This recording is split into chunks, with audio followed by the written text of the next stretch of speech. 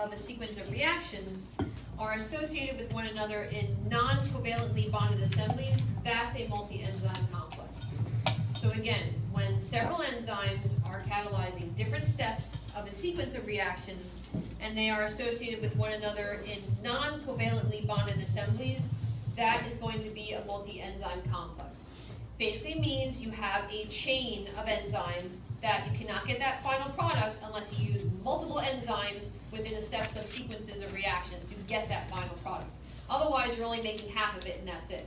If you put a car up on an assembly line and you don't get to the final part where you're putting like the body frame on, all you're going to have is, the inside of an engine and potentially, some of the other parts, but you won't have the body frame. It's stopped halfway through. And that's what this basically is saying. So if you want to do certain reactions, you need multiple enzymes to actually accomplish that.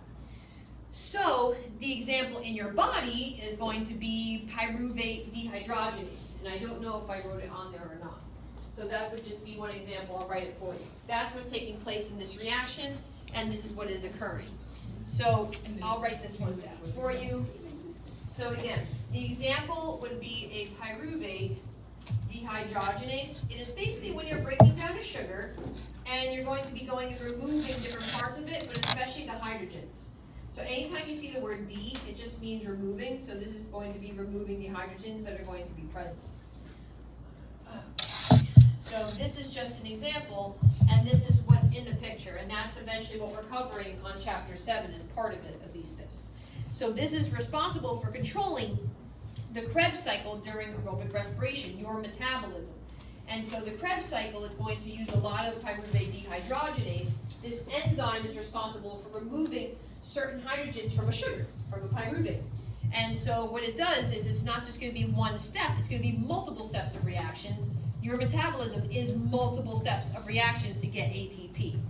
So these are going to have some major advantages that are going to be better than just going and having one enzyme being used. And I'll give them to you in a minute.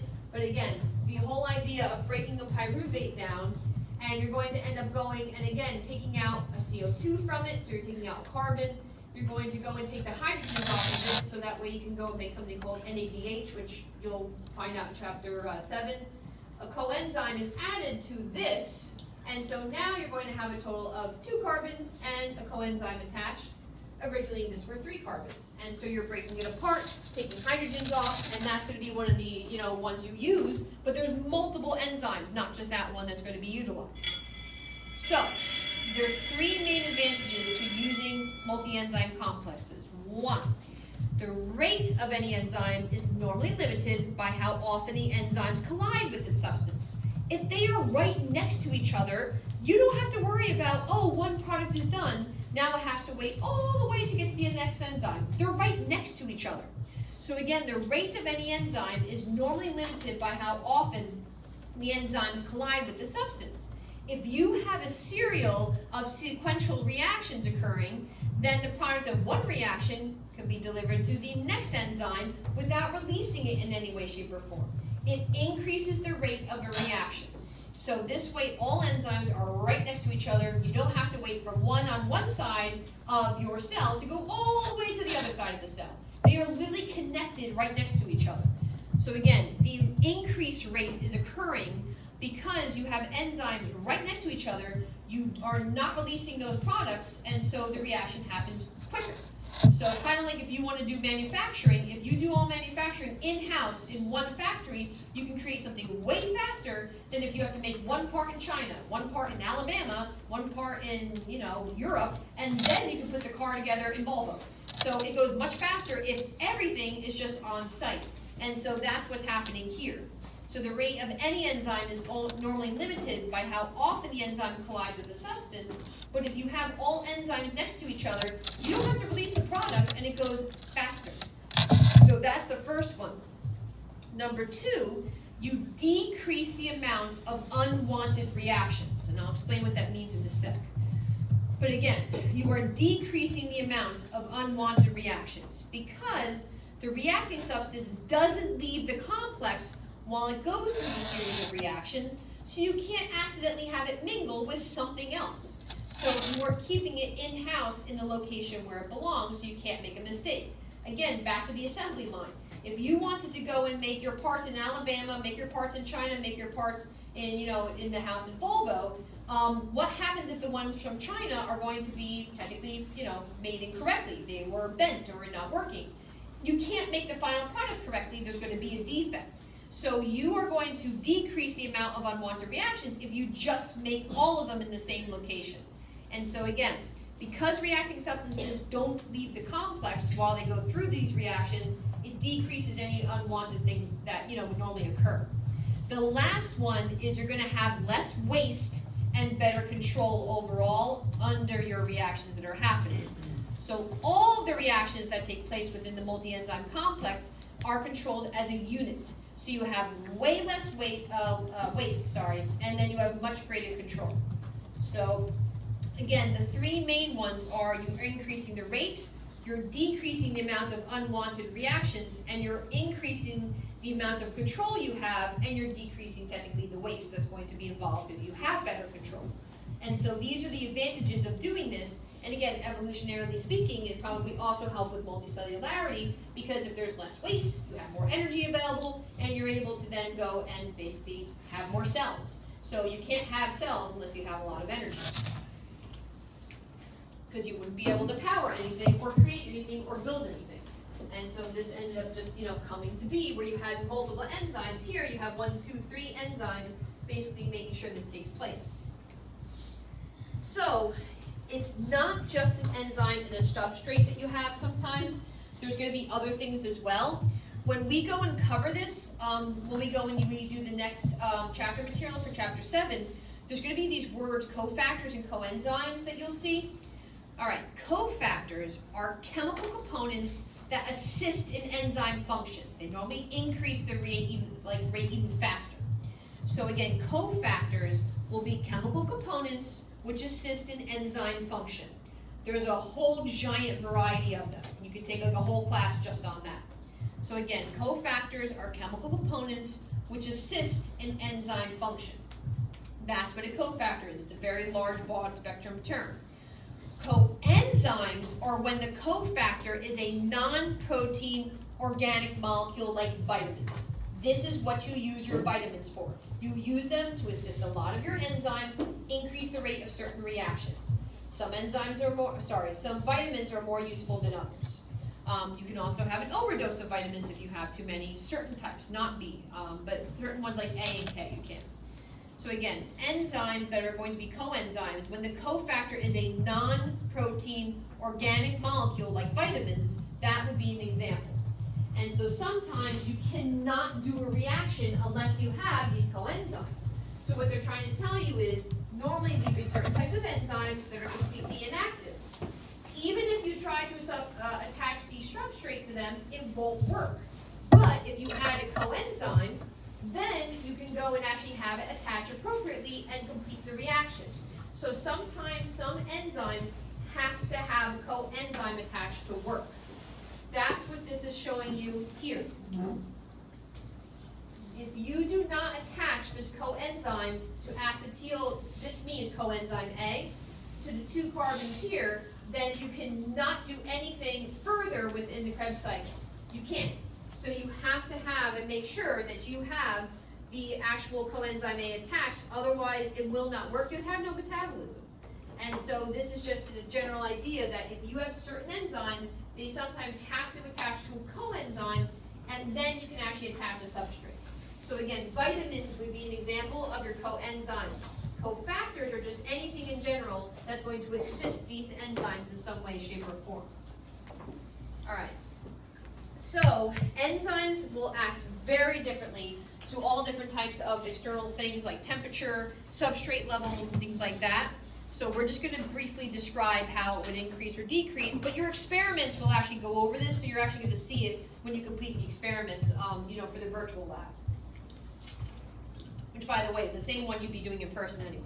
So, all right. So as for temperature, this should be the obvious one because we keep discussing it. So if you increase the temperature, it also increases the rate because the additional heat is going to represent an increase in random molecule movement, so it's going to go quicker. But just remember, too hot is a problem. It can literally break them apart. So it can cause denaturation to happen, which you know is a bad thing. We've discussed denaturation before. Denaturation is when you are going to go and break apart into smaller pieces and make something non-functional. And so the enzyme no longer will work. So this is basically what it's telling you. As the temperature goes and increases, you're going to increase the rate of reaction. But do you notice there's a complete drop-off at some point? It means it can no longer work. Like if you put your enzymes into boiling water, they're not going to work. They're just going to dissipate and denature and turn into nothing. So again, that's how this ends up working, is there's going to be an optimum temperature that you'll have the best rate of the reaction. That's what you're doing in your virtual lab, is you're going to see what is the temperature you're going to have certain types of enzymes work the best at. And so again, there's always going to be an optimum, and so this would be the area that means it will have the fastest rate of the reaction. And so this will eventually drop off because they break apart, they denature, they're not going to work. pH can also affect it in the same way. You have very specific enzymes that only work at specific types of pH. Pepsin is in your stomach. Your stomach is a pH of 2. That's where it will function. Do you notice though, if you go and increase the pH, it no longer works. So if you removed the enzymes in your stomach, and let's say you put them in your arm, it's not going to function whatsoever. You put it in your blood, it will not function. Trypsin is going to be more within the other parts of your body. So here it works at a pH of about 6.5 to 7, about like what water is. And so it works perfectly fine. That's its optimum pH. So not every enzyme in your body works at the same exact pH, but it does have an optimum one that it really likes to work at. And so again, it has to do with the ionic interactions, with the amount of hydrogens available and things like that. But again, optimum pH just means that where you're going to have the highest rate of the reaction, that it works with enzymes. But again, too low, too high is still not going to end up being good. And so with these things, the optimum pH is which functions the best. But again, when you are going to end up going and having anything that is going to be either too hot or too acidic or too basic, none of this stuff is going to work. When it's too cold, it just slows down until it basically just doesn't work anymore either. So again, there's always going to be some middle ground for these things, but there are factors that affect enzymes, not just the amount of substrates that you have available. So there's also going to be other things that can turn this stuff on or off. First off, if someone says they inhibit you from doing something, it means they're stopping you from doing something. So it means the same thing biologically speaking. Inhibitors are going to be substances that are going to bind to an enzyme and decrease its activity. And it's not going to end up going and working the same. So again, if you see the word inhibit, it means it's stopping somebody from doing something, so you are stopping the enzymes from working. So there are chemicals and substances that can attach to your enzymes to make sure they do not function in some way, shape, or form. So there's going to be two types of inhibitors. And then there's also going to be some types of different inhibitors and activators we'll discuss too. So competitive inhibitors mean that you are competing with the substrate for the active site. So this is competitive inhibitors. And again, they give you the definition here. It's the same one I have. If you are a competitive inhibitor, it means that you are blocking the substrate from getting in at the active site. So it cannot go and touch that area whatsoever. Same idea of if there's one piece of food on the table and there's two of you running at it, instead of sharing it, one person grabs it over the other. They were competing to go and get that food. One person wins, one person loses. So in this case, the inhibitor would be the winner because it's blocking the active site. Substrate's the loser because it doesn't go to basically, make any type of reaction. So you do use these things sometimes when you don't want an enzyme to be used and you don't want to waste energy. Because in other words, why would you have a lactase enzyme turned on when no lactose is present? That doesn't make any sense. So inhibitors are not a bad thing necessarily. They just turn your enzymes off when you don't need to be using them. And so again, that's competitive inhibitors. Non-competitive inhibitors are attaching to a site other than the active site. We call this the allosteric site.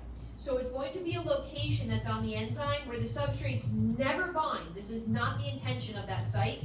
It's like an on-off switch. So if an inhibitor is inside the allosteric site, it literally makes the active site change its shape it can no longer attach to any substrates. It's an off switch. So if an inhibitor is attached to an allosteric site, it literally turns it off. And so the substrate cannot bind. But notice there's no competition, because technically the active site is empty. It's just that it's changing its shape because this is pressing that button. So again, competitive inhibitors are actively competing for the active site. Non-competitive inhibitors are not doing that. Instead, they're attaching to the allosteric site on the complete opposite end and just changing the shape of the enzyme. Substrate now can't attach. So that's what an allosteric inhibitor is. Allosteric activators, they don't show on here. It's when you actually put the word activator here instead, and it makes the enzyme turn on. Some enzymes need an activator at the allosteric site, and then they can conform to the shape they need. Sometimes they're closed, they're not going to be working. So if you put an activator on this site, it turns on. So allosteric inhibitors turn the enzyme off, allosteric activators turn the enzyme on. It doesn't mean every enzyme has an allosteric site, but I'm saying if it's present, it is the on-off switch. So if an inhibitor is placed in there, it's a no-go. If an activator's in there, it does actually start to work. And so again, that's what they mean by non-competitive inhibitors, or technically activators, is they're not touching this. They're only touching the allosteric site, and they're just going to control this thing to go on and off, and that's it. So again, inhibitors mean no, activators mean yes. I mean, the word alone should tell you, but they never compete for the active site. It's just the substrate either fitting or not fitting. So it will fit with an activator, it will not fit with an inhibitor. So that's all these things mean. And again, allosteric site definition is just the on-off switch for an enzyme if it's present. So it's not always going to be the case. Right, you're almost there. So this is the precursor to chapter 7, which again, if you have the book, I'd read it ahead of time because chapter 7 can be pretty rough. Again, we have to especially go faster than I normally would because I only get you 2 days a week to do some of this. If it eats into some of those Mondays, I'm going to try. But just to tell you, this Monday, I will not be there. I'm going to have you still coming. You are still going to hand in your papers, but I cannot be there. I have to go to the State House that day. So you guys are going to definitely be going and handing your work in to Jordan, who will take care of you. So just make sure you hand him everything, and then Grace will be there as well. But I cannot be there, so Chris and I have to go do something. So we're not going to be there. We're going to be at the State House instead. And so again, your papers are still due and everything else, and you're still going to be doing your robotics that day. So anyway, so as for these biochemical pathways, so these are going to be reactions occurring that involve enzymes. So the product of one reaction becomes a substrate for the next. This is what your metabolism is. So again, biochemical pathways are reactions occurring involving enzymes. So if you use enzymes, we call it a biochemical pathway. So the product of one reaction is going to become the substrate for the next reaction. And so again, for biochemical pathways, the product of one reaction becomes the substrate for the next reaction. So it's similar to something of amplification, in other words. And so if you are going to go and create one product, it can then become the reactive for the next thing. Then that product can become reactive for the next one in a chain reaction. That's what they're trying to show you in the picture, basically. So this is the whole idea of a biochemical pathway. You start with one substrate, and you have to go through multiple enzymes, which, by the way, this is a multi-enzyme complex. And then at the end, you get your end product that you want to create. And so this is the whole idea of what this is. So the term metabolism is really easy. It's just the total of all chemical reactions carried out by an organism. That's it. So that's the biological definition of it. So metabolism is the total of all chemical reactions that are going to be carried out by an organism. So every single one that could possibly be taking place. So that's going to be metabolism. So again, it's the total of all chemical reactions carried out by an organism. So you have two categories of metabolism. You have anabolism, you have catabolism. Anabolism is when you have reactions that expend energy to make or transform chemical bonds. So you are, again, going to be expending, using energy. So think of a negative with this. So those reactions that expend energy to make or transform a chemical bond, those are anabolic reactions. So you are utilizing energy to do this. Catabolism is the opposite. These are reactions that harvest energy when chemical bonds are broken. And so these are catabolic reactions. So when you eat food and you break it down, that is catabolism. When a plant goes and creates sugars, that is anabolism, because you're going to use energy to make a chemical bond. In catabolism, you are harvesting energy from breaking the chemical bond. And so again, catabolism is your metabolism when you eat food. For plants, when they go and create sugars, that's actually anabolism. So they're opposites. So you are not doing anabolism unless you're making fats or something like that. So again, reactions that harvest energy when chemical bonds are broken are catabolism. Reactions that expend energy to make or transform chemical bonds are going to be anabolism. They are opposites of each other. So again, you perform catabolism when you consume food, you break it down, and you're going to get ATP. Anabolism is when a plant goes and makes sugars from light energy and from taking in carbon dioxide. And so they're expending energy to do that. It takes energy to actually go and create sugars. Yep. So is it like exclusive to each like is anabolism only exclusive to plants? Well, Just the general idea of it. Because technically you do anabolism when you create muscle or when you're creating fat, anything like that. But it has to be creating something in some way, shape, or form, and you're using energy to do it. So as long as you're using energy is all that matters. So this is the very last one. This is optional on here for the video. This is like not required, it's just if you want. But the material, obviously, you have to know for this. So feedback inhibition is when you have a biochemical pathway, but the final product becomes the allosteric inhibitor for the very first enzyme in the pathway. So again, when you are going through a chain reaction of all these different initial substrates, when the end product is eventually in a very high amount, it will go and attach, and there's enough made, they're going to be conglomerated in a large amount. They become the allosteric inhibitor, so no more reactions happen. And so normally you would have a multi-enzyme complex, you have tons of things happening, you're creating end products. When these end products are very large in a certain amount, and they happen to end up by the very first enzyme, it turns it off. And so feedback inhibition is this entire idea of you are creating an end product. That end product is going to eventually be an allosteric inhibitor for the entire reaction, and the pathway stops. And so again, this is how regulation happens in your body a lot of the time, because you don't always want all of your enzymes on. You don't want to go and utilize sometimes energy even needed to do these reactions.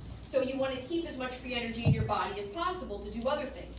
So you only turn this on when necessary, and that's it. And so again, this whole idea of going and creating an end product, making it the allosteric inhibitor, that's feedback inhibition. So that's what's taking place during this. So you have enough time that it's going to be about, I would say, at least one of the videos you can watch. Do you want to try for 5 more points extra credit? It's up to you guys.